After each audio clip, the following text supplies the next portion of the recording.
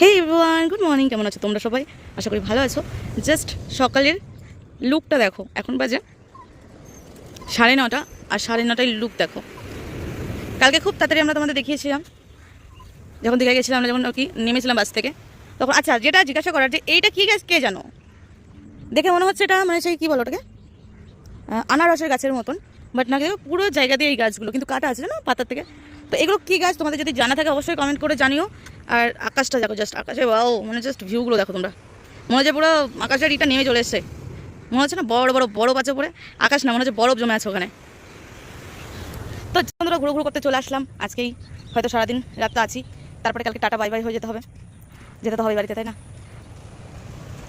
আর আজকে জাস্ট রোদটা দেখো, তাকানো যাচ্ছে না রোদে।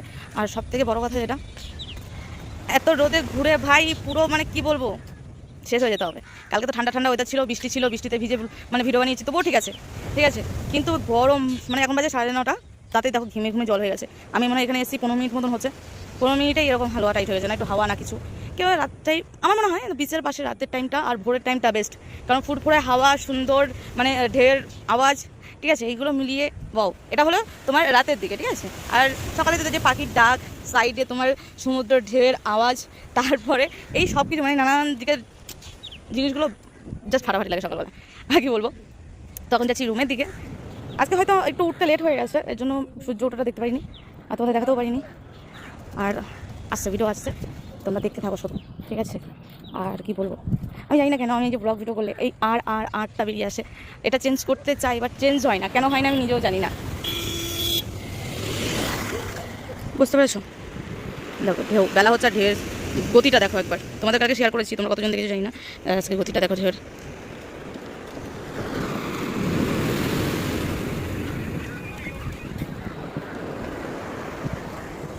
তো এই যে আমাদের দেখো, তারপরে চলো দেখি রুমের দিকে যাই এবার, পরে আবার দেখবো, কেন রুমে সব আছে, এখন উঠে পড়েছে। আর আমি যাই এখন, রেডিমেডি হতে হবে, আর ফোনে চার্জ দিতে হবে, নাহলে চার্জ দিতে পারবো না, মানে চার্জ দিতে পারলেও ফুল চার্জ হবে না, যত যাবো আর ঘুরতে সেখানে ফটো মটো তোলা হবে, চার্জ লাগবে, কারণ আমি পাওয়ার ব্যাংকটাও তো নিয়ে আসিনি। আমরা প্রথম দিন এসেছিলাম, এখানে বসে চা খেয়েছিলাম, ঠিক আছে। আর ওই সাইডটা করে শ্যুট হচ্ছিলো, জানি না এখন হচ্ছে কিনা। আর কালকে রাত্রে মানে রাত 12টা 1টা পর্যন্ত ওই যে দেখছো না জল, ওই জলের ওখানে সবাই মাছ ধরছিল জাল ফেলে ফেলে, আর ওখানে হচ্ছিল শ্যুট।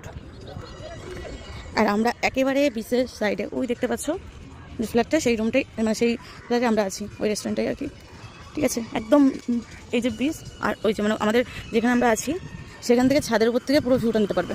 অবশ্যই দুপুরের দিকে তোমাদের সাথে একটু শেয়ার করে দেবো, ঠিক আছে, ছাদের থেকে উপরে ভিউটা।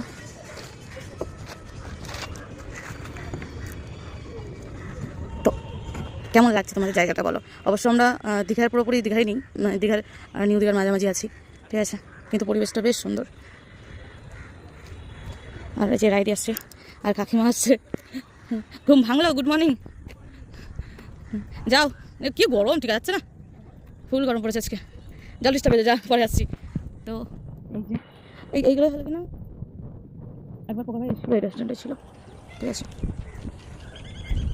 আর এই যে আমরা যেখানে আছি ওই যে হোটেলটা, আর তার আশেপাশে আর কি হাই রোড, ওই যে হাই রোড একেবারে সাইডে, রাস্তার কাছে তারপর হসপিটাল, হাই রোড, তার একটুখানির মধ্যে আমাদের হোটেল, তার একটু গেলে পরে বিচ পেয়ে যাবে, বুঝছো।